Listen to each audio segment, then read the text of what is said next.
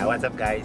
Pumunta kami ng Clark, Pampanga ngayon kasi kasama ko yung mga kapatid ko.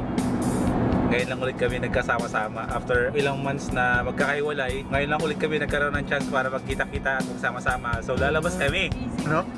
Naalala niyo ba dati nung pumunta na yung Baguio bigla-bigla? Kasama ka ba? Sila Joseph yata kasama mo nun. Kasama ka ba nun? Ang sabi, pupunta lang kami ng SM Pampanga. Pero nagdadalawang isip kami kung gusto pa namin pumunta sa ibang lugar. Ngayon sabi ko, mag-decide na kayo kung saan tayo pupunta, kung mag-SM Pampanga o sa iba. Sabi ko kasi pag lumagpas to ng SM Pampanga, hindi kami naliko, diretso tayo. Ay sabi ko, SM Pampanga o Baguio? Walang sumasagot. Eh lumagpas sa SM Pampanga, eh di Baguio.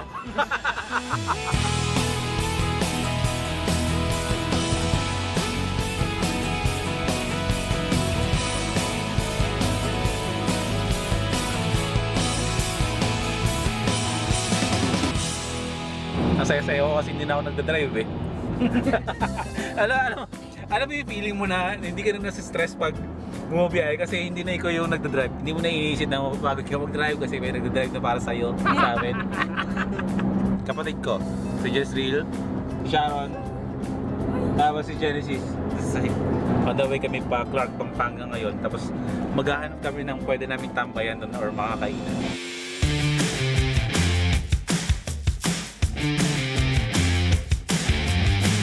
Yung pa naman yung mga random lang, yung mga bigla-bigla, yung masarap na alis, di ba? Yung mga hindi pinaplano. Siguraduhin mo lang may pera. Oo, dapat may pera talaga. Ang hirap pumalis na walang pera. Tulad ko ngayon, wala akong pera ngayon eh. Paggala na wala akong pera. Sa ating apat ngayon, ako lang ang walang pera eh, alam nyo ba? Wala akong pera, wala akong ATM eh. Stop over muna tayo at nauuhaw na yung kotse natin. Love na! Love na, no? Thank you. Thank you. Man. Yan ang gusto ko, kahit araw-araw pa sa itong kotse na to, okay lang naman. 500 lang, boss. Automatic. Unleaded. Unleaded. Ano daw? Automatic daw. Ito. 500 po. Automatic. Kasi Automatic. 500. Kasi makaka-uwi pa tayo niyan. Wait lang, pwede magtatanong tayo. Saan po kami mag-exit pag pupunta po kaming Dao? Dao exit. Daw exit po. Hi kuya. Hello. Salamin po. Wag na, okay na yan. Okay na. Ayan na natin madumi. Paano mag-avail ng kuya? Yung mga Avengers na yan. Sir, worth of 500 maka-bill na po kayo. 450 isa? Ano po? Mahal pala, no? Ang gaganda sana kaso mahal. Next time na lang. Full tank. Hindi po. Anong automatic full tank? Automatic full tank. Stop po automatic. May naka-full tank Auto na. stop. Pinuntak ni kuya. Hindi ko eh. Ano ba to? 500 pesos lang? Sir, pila full tank po. Ha? Automatic. Anong automatic? Kaya mo na. Full tank po. Anong automatic? Hindi ko nga alam ngayon. Kanina. Automatic full tank. Ano po, sagad, sasagad po siya. Hindi full tank, 500 lang. Ayun, na-full tank to eh. Sagat. Ano ka full tank na? Ano ba to? Sir, automatic lang po. Ba't ganun? Di ba binanggit mo 500 kanina? 500 lang sabi ko. Yari tayo. Okay na, sir. Magkano? 2, 3, 11 po. Ha? 2-3? Opo. Grabe, mahal. Grabe si kuya. 2-3-11. Galawan ba to? Lagi Hindi siya kasi. nakikinig sa instructions Lagi, kasi. lagi tayo nakashell eh, kaya gano'n. Hassle yun ha. 2,000 magkano to? 2,311 po. 500 lang ang sabi namin eh. Sir, hindi na rin. Sir, automatic lang po. Sabi na. Automatic dito? Automatic. Ba't hindi niyo sinasabi na na kung saan yung hindi full tank? Sir, automatic full tank, sir. Wala pa rin paliwanag siya, Ben. Hindi, kailangan na mapaliwanag. Bakit ganun? Sir, alam ko, sir, automatic full tank po, sir. Di ba 500, Lahat ng binigay sa 500. automatic? Sir, pag automatic full tank, 500. Sinabi ko 500. Pinakita namin 500 lang. 500 lang, boss. Automatic. Unleaded. Unleaded. Ano daw? Automatic daw. Automatic. Kasi Automatic bang na. 500. Sir, hindi ko na-pass na, sir. Po. Yun, makinig po kayo. Kala ko automatic lang. Kaya nga, di ba? Lahat tayo, Oo. permission tayo. Hindi pwede yung ganun. Nag-a-assume siya na full tank. Hindi lahat ng papakas dito, automatic full tank. Oo, di ba? Kayo, ha? Kasi pwede ko kayo reklamo. Mali yung ganun. Sinabi na namin na 500 pero pinipilit yung i-full tank automatic. Sabi ko automatic lang, sabi ko 500. 500 lang, boss. Ano, babayaran pa natin to o aabot tayo kung saan? Anong gagawin natin yan? Sinabi mo nga Fault ba yun, natin to? Babayaran ba natin to? O Full tank. saan natin dadalhin to? Wala eh. Anong gagawin natin ito? Full tank. Pasensya Wala na po tayong sir pera. kung magkamali. Hindi pwedeng pasensya.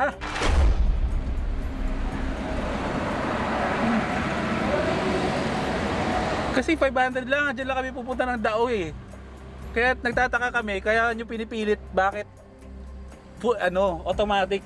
Pag huminto ba dito, automatic pupunuin? Hindi po sir. O bakit nyo ini-insist na pupunuin yung tangke? Ano sir, nagkamali po kala ko po. O, kung nagkamali kayo, hindi namin fault, hindi namin babayaran yan. Sayang naman po. Ano sayang? Hindi eh, hinahassle nyo kami. Okay lang naman namin bayaran yan, pero bakit ganun? Kala ko po sir, ano po, automatic po. Hindi, kayo ang nasasabing automatic. Okay lang naman mapuno yan eh. Pero bakit ganyan? Kasi hindi natin kasalanan yan. Kanina pa tayo nagsasabi 500, labas ka ng 500 eh. Okay naman. Bakit ganun? Hindi namin naiintindihan na bakit automatic kayo ng automatic full tank na sinasabi nyo. Ako nagkamali sir. O ano gagawin natin? Magbabayad kami ng 2-3? Dahil sa pagkakamali mo? Siyempre, di okay yun. Ano pa ba choice namin? Kuya, huwag kayo mag-a-assume kasi. Assume kayo ng assume na full tank. Nagsabi Oo. ng 500. 500 eh. Hindi naman kami umuong automatic. Oo. Hindi eh. Parang ano, Diretso lang po. parang gagawin natin? Sabay yung manager nyo. Aso meron nga kasi. Hindi Diba? nakikinig. Hindi ako nakikinig. Hindi Di giginig. sana di ako naglabas ng 500 dyan. Kung full tank yan. Paano yun? Ano gagawin natin dun? Na paano nga? Sabi kasi namin 500 eh, in-automatic pa lang pinul tank. Okay lang naman magbabayad kami eh, kaso Oo nga po. bakit full tank? Sila parang dalawang tao kasi ang nagsabi na na automatic full tank. Ngayon nagtataka kami kung bakit full tank ng full tank.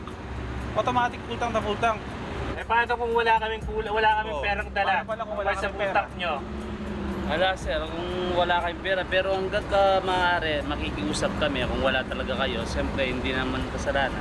Siya po yung mag-apasa sa pero kaso, yung company namin, ganun yung ano namin, Sisisihi, eh, magbabayad siya. Yes, yun nga yung gagawin nila. Kahit ako sir, empleyado rin. Hindi ko rin Huwag nyo ang akin lang naman, huwag nyo i-insist na i-full tank. Yes, Kasi yes. kakapasok na namin dito, pupunta lang kami ng Dao. May gas namin 500 lang, dagdag lang namin, tapos ganyan, i-full tank nyo. Siya po sir. Anong gagawin natin ngayon yan? Eh di, kasi hindi ako nabayad, yung kapatid ko yung nagano eh. Kayo po sir, kung sa amin po, talagang mali namin. Huwag namin yun sir.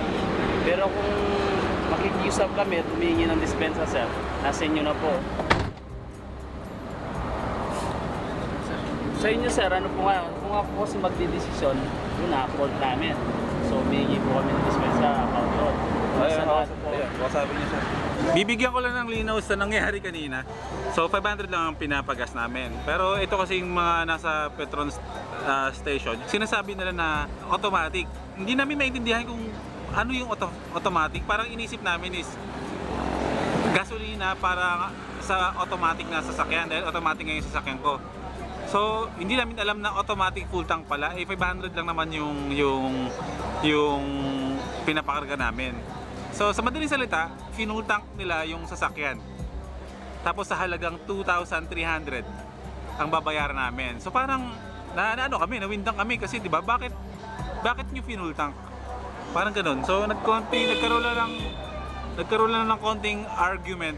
Pero dahil syempre pag hindi namin binayaran yon, i-shoulder ng gasoline boy yung 2,300 doon, babawasan lang ng 500. So ayun, hinayaan na lang since ganoon din naman eh, magkakarga ka pa rin naman ng gas. Pero ayun, sana next time wag ganoon, lalo na sa mga petrol stations. Wag niyong i-insist lagi na i-full tank yung mga sasakyan pa naggagas kayo.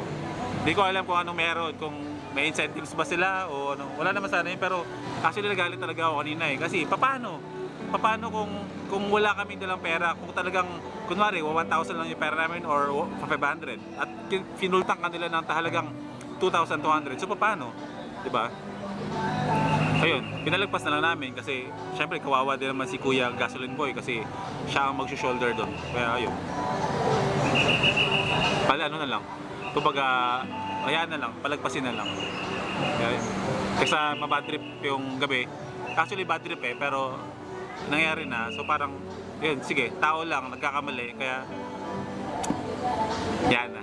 Ibig sabihin nun, hindi automatic full tank yan, automatic hold up. Hold up. Sige, okay lang ha. Okay lang. Maging ano lang kuya, Opo, sir. makinig lang sa sinasabi ha. Next time na lang po. Okay Sige lang. po, iwan po, may pa. Okay. Tama. Yung Gasoline Boy daw, ilang nag-straight na daw na nag-straight. Pero hindi pa rin reason yun para ano. Hindi tama yun. Mali yun. Dapat hintay mo muna sumagot ang ano mo, yung driver kung magkano kinakarga, hindi yung isasalpak mo agad na ano? Ang sabi niya? So, paano yan guys? Mababash kayo. So ano, paano? Kasi hindi na natin tuloy yung pagkain natin. Ganun na tayo. Mag-isaw na lang tayo.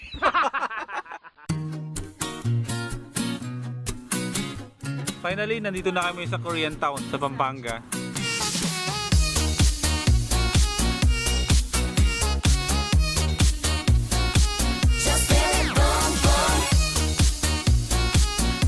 Kang Sanay! Hello! Mukhang masarap ka dito. Saan tayo pwesto? Dito? Second time ko na dito.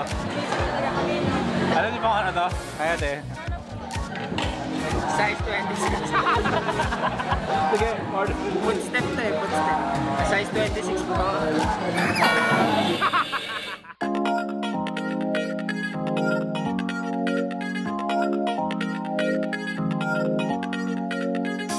Ano ba na yung ihawin? Buti na lang talaga, no? May natira pa. Naubusan ng ano eh. Budget pang gas eh. Kasama ba yun? Oo, kasama yun. Kasama sa ano? Oo, lahat. Lahat ng mga. Hindi, huwag mo ko paunahan. Hindi nga, lahat nga dito. Lahat yan. Ang technique dito, konti-konti lang. Pwede ka pa bumalik.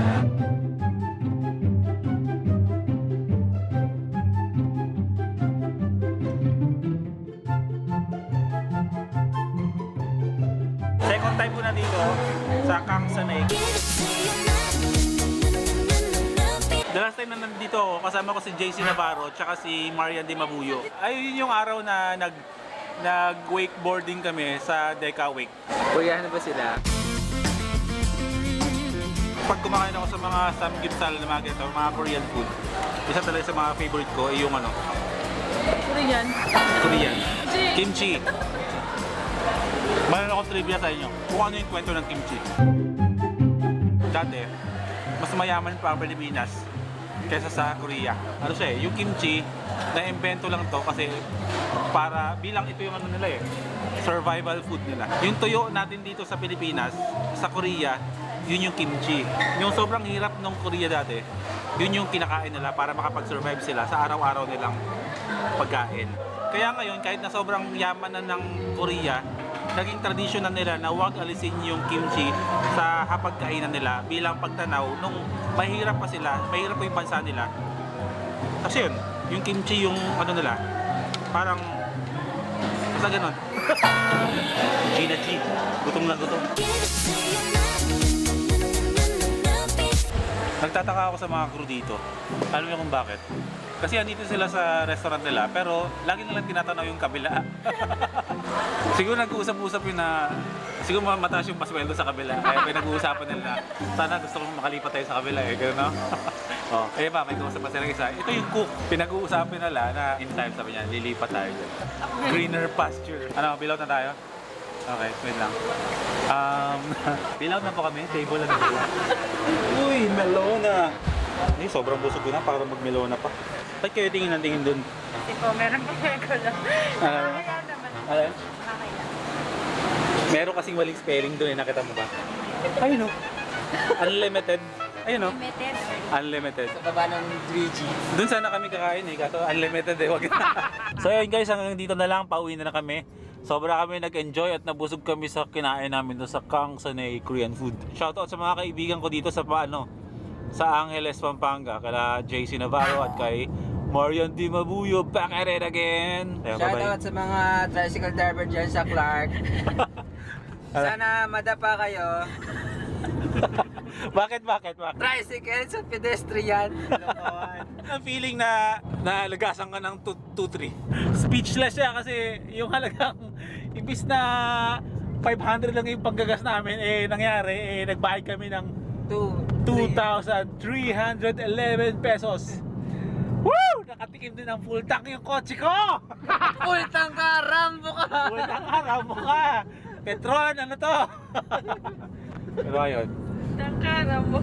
Pero in fairness naman dito sa kapatid ko, mabait naman.